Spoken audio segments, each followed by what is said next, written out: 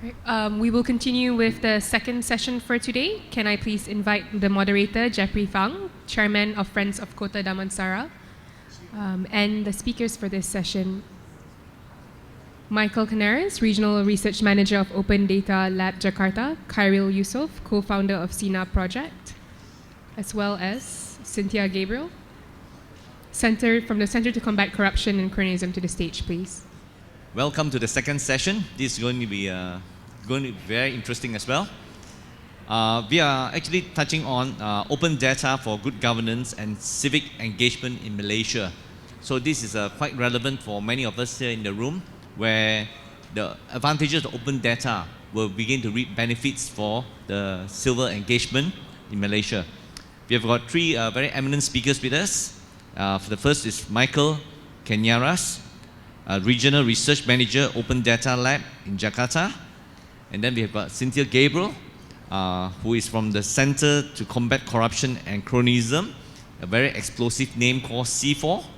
And of course, we've got Khairil Yusof, the co-founder of SINA Project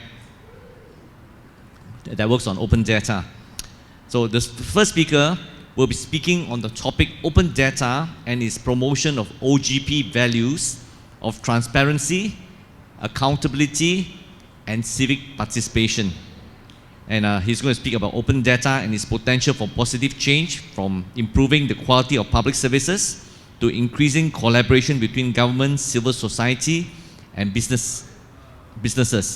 Could I welcome Michael Canares to speak?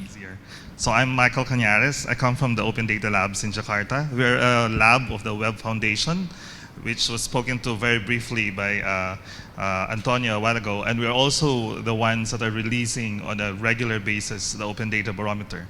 So currently I'm the research manager for Asia, and I'm leading the process of doing the Open Data rankings for 2015 at the current state. So it will be soon to be released in a couple of, in 6 months' time, essentially.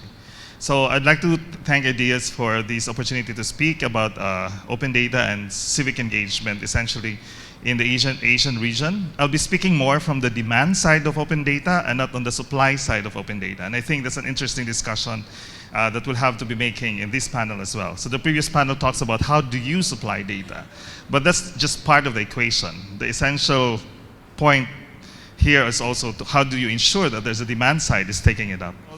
We are in an age where there's plethora of information and data, right? So I was traveling from the KL airport yesterday, and you see all of these lots of signboards, words. I was listening to the radio from the taxi, for example. So you all have all these sets of information.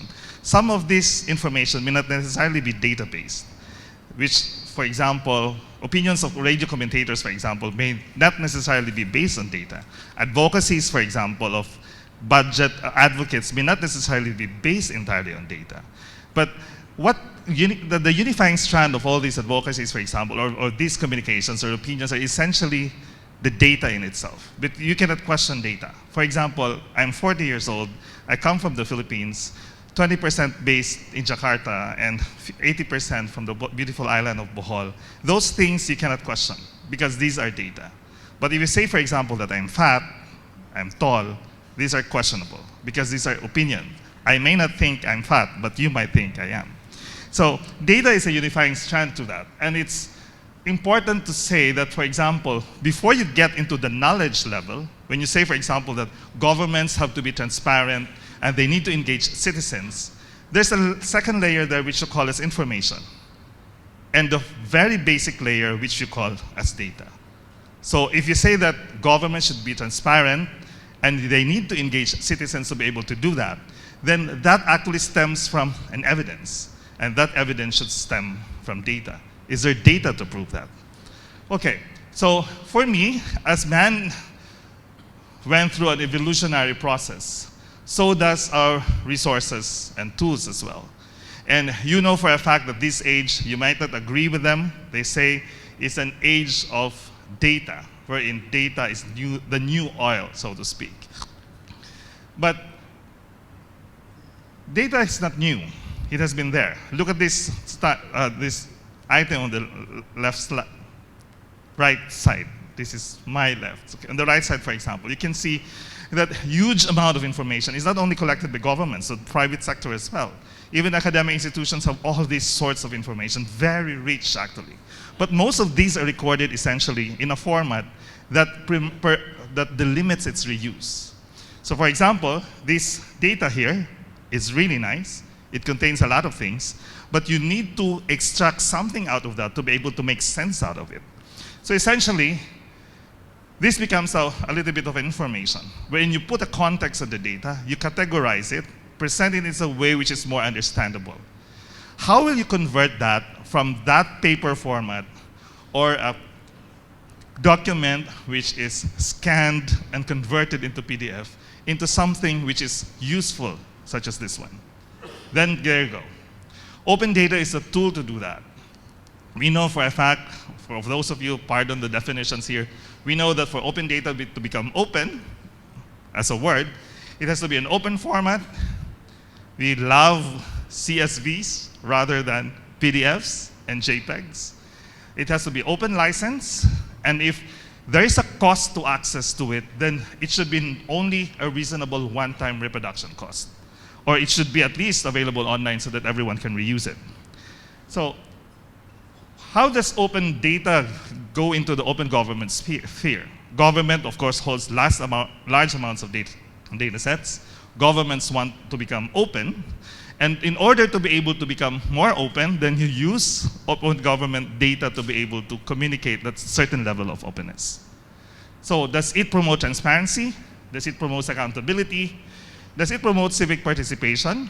I should say, to a certain extent, yes, and I'll go through a lot of cases to be able to do that. So in the Open Data Labs Jakarta, we build models on how you'll be able to make sure that data supplied by government is actually used. Because supply without use doesn't generate impact at all. So I take a look at, for example, one example in Indonesia. So Indonesia is one of the 8 pioneering countries that signed for the Open Government Partnership. And mind you, even if they signed that, this is how their budget data looks like for a city government. It can act as a pillow. It's like 12-inch thick, and you can even use it to bang somebody else's head, and probably the other one would become unconscious after that. So a project or an organization they call Perkumpulan Idea in Yogyakarta has a long tradition of extracting data out of this book. They spend 4 weeks to 12 weeks to be able to copy each and every item of interest to them. Now, it seems that government does not want to share the data at all because it make it really difficult for civil society to access that data. Now, so what we did is essentially to test a model of capacitating civil society organizations in accessing that data, making use of that data in open format, telling them, please ask your government to give that to you in a format which you can reuse. Well, they didn't succeed so far. At least they got a PDF. At least not a document scanned and then converted to the PDF. Then we taught them the skills of actually scraping the data out of that.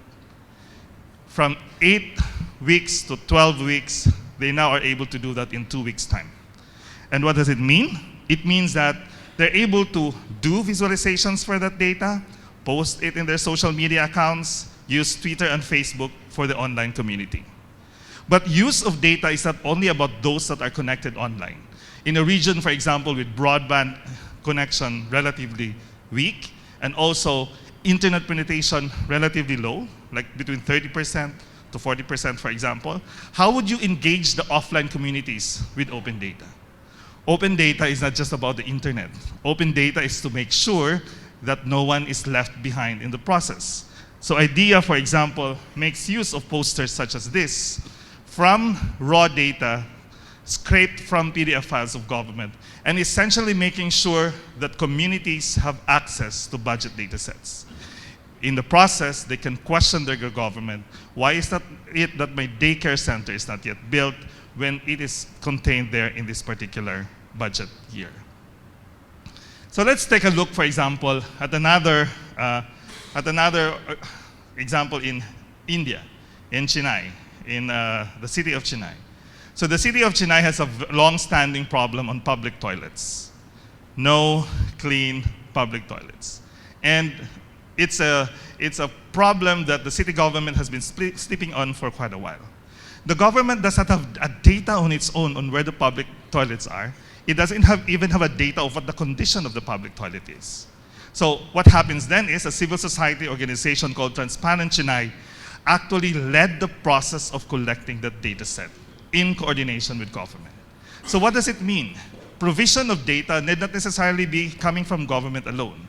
It could be a collaborative work that stems from civil society asking for more data, working with government to make sure that the data can be used for purposes of improving public service delivery. So here you can see already the results of that process, where there's a color coding, for example, of the condition of toilets. And essentially, this led to a process of improving public toilet provision in the city. So here you have an example wherein data is actually collaboratively produced by both government and civil society and use that as a way to leverage policy as well as service provision. Finally, I'd like to go to the Philippine example, and I don't know if you're familiar with the checkmyschool.org, wherein there's data on schools, the number of teachers in schools, for example, the facilities that are there, libraries, gardens, and so on and so forth. They use that data to be able to inform citizens that these are the kinds of things that are currently there in your respective schools. And that particular project, for example, has a way of engaging citizens. They can make complaints and report, like for example this one regarding lack of teachers in that particular area, amplify it through social media and other forms, and then government is actually required to respond. So from data, again, data is meaningless without any public action on it, and data is meaningless without use. So I think one of the things that we highlight in this presentation is the importance of intermediaries, infomediaries you may like to call it, to make sure that data provided by government is actually translated into something that will be useful by citizens. So we don't necessarily expect that citizens will log on to the website, scrutinize it, and analyze it. That's an expectation that may come a long way. But we're actually saying that intermediaries has to make sure that data in open formats disclosed by citizens are actually translated and converted by intermediaries in such a way that citizens will be able to understand, inform their decision-making processes in terms of election, or demand from government better allocation of budgets and better service delivery. So at the Open Data Lab in Jakarta, we're actually here in the region. We're currently working now in 7 countries, looking at how we can harness the potential of open data. We do social innovation. We're a lab, so we experiment with a lot of things on how we'll be able to make sure that data which is disclosed by government is essentially used to bring about the desired impact. And we believe that the local is a space where data, open data, can achieve and generate more results on the part of citizens. And this is our vision. You can find this on our website. And these are the 4 things that we do. We do what we refer to as RITE. Now it has become RISE. We do research, incubation, capacity building, and engagement. And if you'd like to if you'd like to learn more about the lab and the things that we do during the break, please just approach me. Thank you.